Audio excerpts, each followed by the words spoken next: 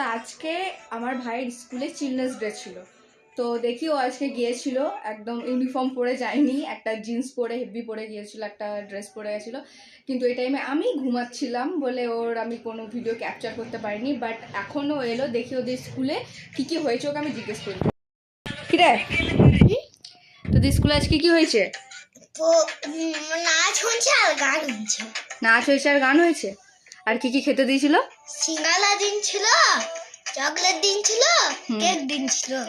আচ্ছা, আর কিছু দেয়নি? না, আচ্ছা, তাও তো ভালো দিয়েছে। তুই খেতে পারলি সিঙ্গারাটা? তুই তো খাস না, আলুগুলো ফেলে দিস। পুরোটা খেয়েছিলিস? কেমন করে খেয়েছিলিস? কেমন করে খেয়েছিলিস?